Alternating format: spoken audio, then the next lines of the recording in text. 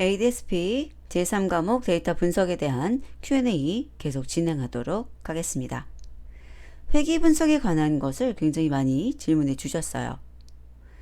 그리고 여기 나오는 이 문제를 보게 되면 23의 기출문제다 라고 했던 것인데 출판사마다 좀씩 기출 복원이 다르잖아요. 근데 이 문제는 이제 좀 많이 달랐어요. 그리고 여기 보여지는 걸 보게 되면 이 회귀 분석의 결과에 대해서 설명한 것으로 옳지 않은 것을 고르시오 해놓고 답을 3번이라고 했거든요. 그리고 설명이 이렇게 나와 있었어요.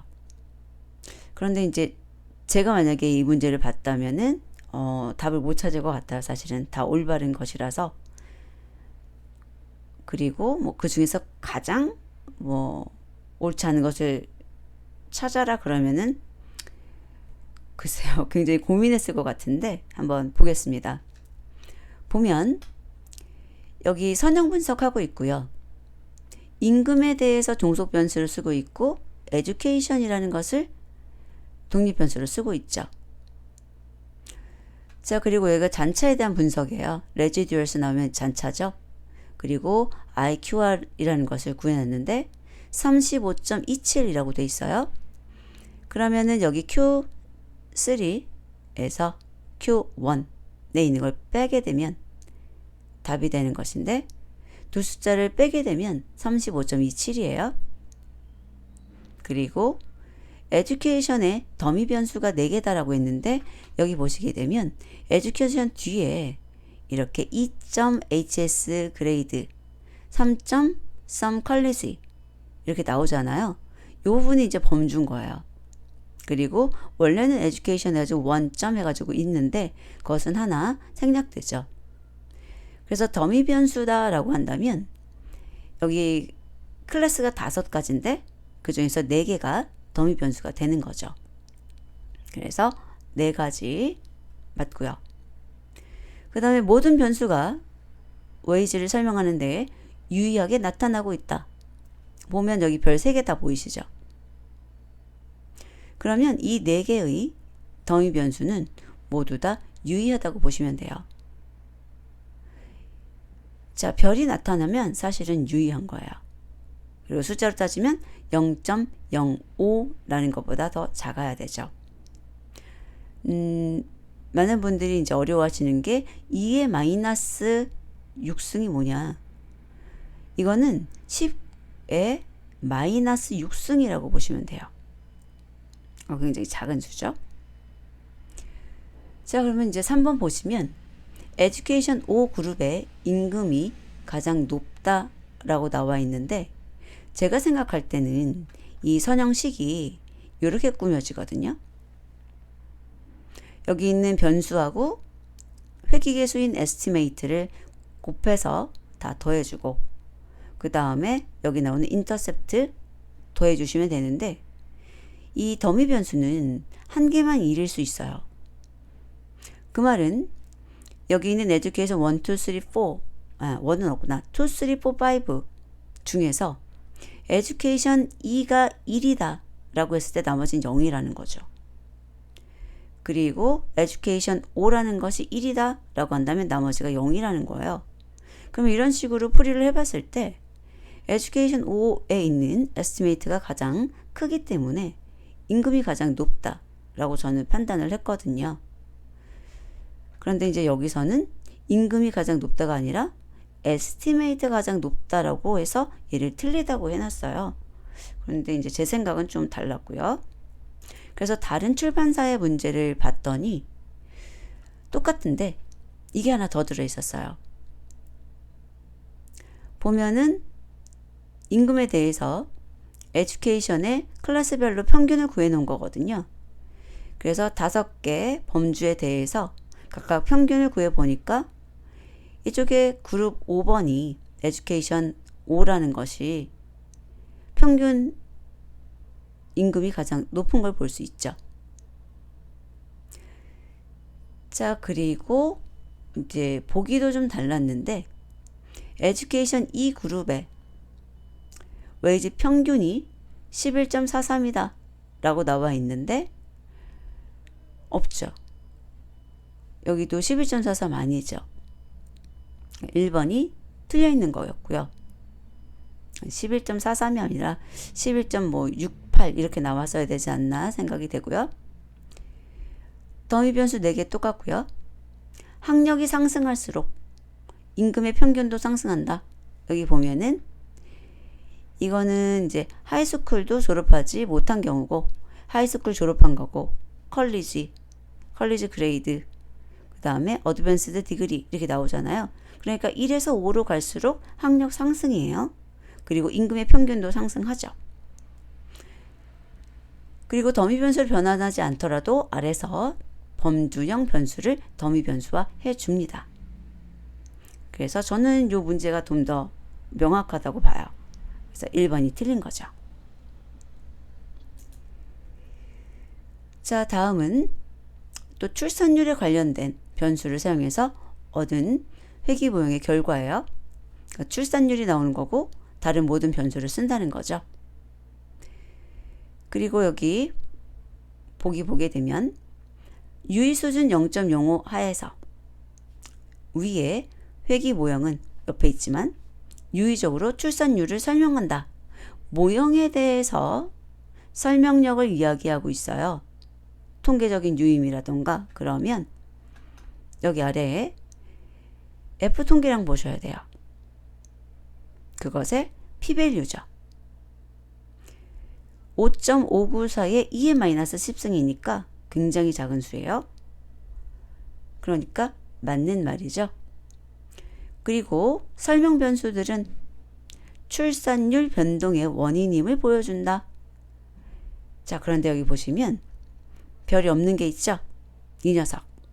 examination 이라고 하는 것은 0.05보다 큰 값이에요. 그러니까 얘는 출산율 변동의 원인으로 판단하기가 좀 힘들죠. 그래서 얘는 출산율 변동의 원인을 보기 힘들고, 그 다음에 여러분들께서 많이 어려워하시는 부분 한 번 더 짚어봤는데 2.43에 2-5승이다 라고 한다면 여기는 소수점을 앞으로 5번 이동해 주셔야 돼요. 그래서 0.000243으로 보시면 되죠. 그래서 2번 틀려 있고요. 3번 보면 출산율 변동의 70.67%를 설명한다. 자, 그럼 여기 결정계수를 보셔야 되는데 70.67 맞죠? 그리고 수정된 결정계수가 0.671. 그래서 1번, 3번, 4번이 올바른 설명입니다. 자, 그리고 이번에는 변수 선택에 관한 게 나와 있어요. 백워드라고 해서 얘는 후진 제거법이죠. 이 후진 제거법은 모든 설명 변수가 포함된 모형에서 여기 다 포함됐죠? 시작을 하게 되고요. 한번 제거된 변수는 다시 모형에 포함할 수 없고, 변수 선택에 있어서 AIC라는 값이 작을수록 좋은 평가라는 것인데, 이 AIC가 작아지게 되는 변수를 제거하게 된다. 이 말이 뭐냐면 제가 설명을 그때 부족하게 했었던 것 같아요. 이게 원래는 33회에서 나왔던 Q&A거든요. AIC가 작을수록 좋은 평가다라고 했죠. 자, 이때 스타트 보시게 되면 AIC가 나와 있어요. 그래서 지금 현재의 AIC가 3046.02라는 뜻으로 보시면 되고요. 그리고 여기 나와 있는 AIC 값들은 얘를 제거했을 때 이 AIC 값이 된다라는 뜻이에요. 그래서 작아지는 변수를 제거하라 그런 거죠. 그래서 여기서 제거하는 것은 CHM run이라는 것을 제거하게 되겠습니다. 자, 그러면 여기 회귀 분석의 결과 중 틀린 것은에 대한 문제를 다시 풀어볼게요. 보니까 둘레 그리고 나이, 이 틀이라는 것이 범주형 변수예요. 오렌지 데이터셋도 굉장히 자주 출제되고 우리가 봤던 것이기 때문에 좀 기억해 주셔야 됩니다. 트리라는 것은 범주형이고요. 어떻게 알 수 있냐면 여기 트리라는 이름이 반복되고 있고 그 뒤쪽에 뭐가 붙어 있죠. 그러면 범주형이에요. 자, 그런데 이런 식으로 붙을 수도 있겠지만 숫자로 1, 2, 3, 4 뭐 이런 숫자가 붙을 수 있어요. 그래서 여기 변수명이 있는데 그 변수명 뒤로 뭔가 붙어 있다? 그러면 범주형이다. 이렇게 판단하시면 되고요. 그래서 1번 맞는 말이고 age가 증가할수록 둘레가 증가한다. 자, 그러면 여기 estimate를 보면 돼요. estimate가 기울기잖아요. 그것이 양수로 나와 있으면 age가 증가할 때 여기 있는 둘레도 증가하는 겁니다. 그리고 해당 모형은 통계적으로 유의하다. 모형에 대한 통계적인 유의성은 F 통계량의 p-value 보시라 그랬죠. 그리고 0.05보다 작은 거 볼 수 있어요. 유의하죠. 그런데 여기 보면 설명 변수 중 age만 유의하다고 볼 수 있다. 이 만이라는 글자 나오면 참 잘 보셔야 되는데 age하고 여기 tree.l이라고 나와 있는 이 녀석 두 개가 유의하죠. 그리고 보통 이 문제에서는 이 범주가 이렇게 2, 3, 4, 5와 같이 표기됩니다. 여기서 제가 이제 캡처하느라고 만들었을 때 이렇게 보여진 것 뿐이에요. 다음 설명 중 적절하지 않은 것은 하고 나와 있는데 여기 썸머리 해가지고 데이터 프레임에 대한 각 변수에 대해서 썸머리 나와 있는데 이게 이제 해석으로 나올 수도 있어요. 그리고 이럴 때 이 private 이라고 나와 있고 length, 클래스하고 모드가 나와 있는데 이건 버전의 좀 차이 같아요. 여기 나와 있는 것은 범주형이라는 것이고요. private은 yes하고 no가 있을 거예요. 여기 보면은 이게 범주형이고 뒤에 뭐가 붙어 있는 거잖아요. 그리고 원래는 어떠한 범주에 대해서 몇 개 이렇게 개수가 나오게 되는데 지금 여기는 출력된 형태가 좀 좋지는 않은 것 같습니다. 그리고 이렇게 민값부터 맥스값까지 값이 나오고 있는 이런 것들이 연속형 변수죠. 자, 그리고 여기는 이제 회귀 분석한 결과를 보여주고 있는 거고요. grade.rate라는 것을 우리들이 예측할 거고 다른 모든 변수를 써라 라고 돼 있는 거죠. 보면 outstates 여기 나와 있네요. 라는 것이 졸업률에 유의한 영향을 미치는 변수다. 그러면 그 변수의 p-value를 보여야 되는데 0.05보다 작으니까 영향을 미치는 변수죠. 고교 성적 상위 10% 아무래도 여기 탑 10%겠죠. 학생의 비율이 높을수록 졸업률이 높다. 이게 양수잖아요. 그러니까 졸업률에 대해서 더 커지는 경향을 보이겠죠. 높을수록 높아진다. 3번 보게 되면 설명 변수의 다른 설명 변수의 조건이 동일할 때 사립학교의 경우 공립학교에 비해서 졸업률이 낮다라고 나오는데 여기에 사립학교인 경우 에스티메이트가 양수죠. 그러면 얘가 뭐예요? 클수록 또는 사립학교일수록 졸업률 그레이드 레이트는 커지게 되죠. 그러니까 높다라고 보실 수가 있어요. 그래서 답은 3번이고요.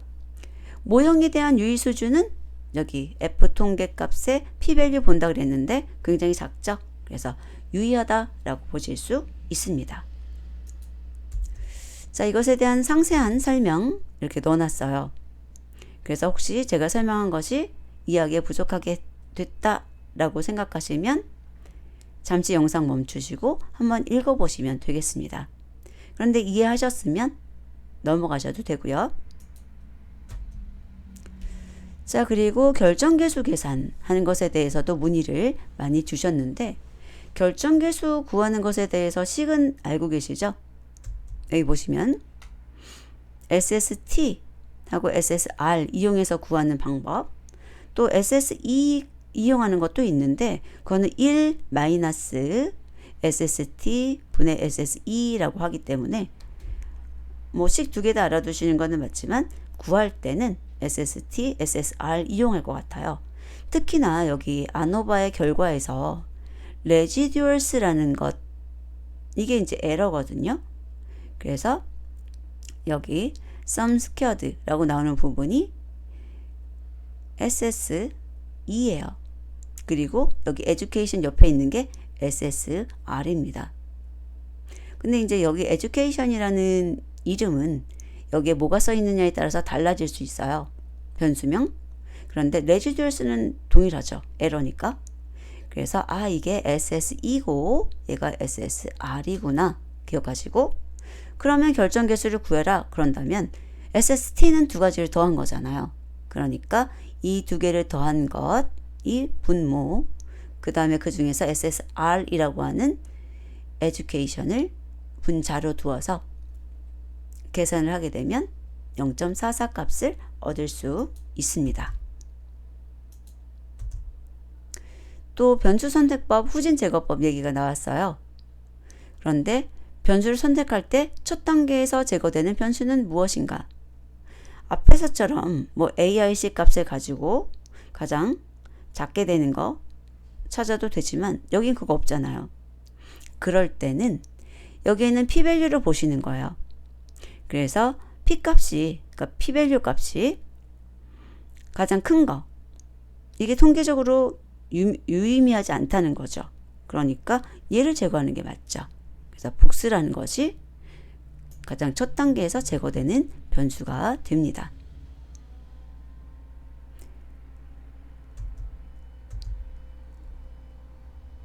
자, 다음은 분류 문제인데요. 영상 끊고 분류 문제부터는 또 다음 영상에서 뵙도록 하겠습니다.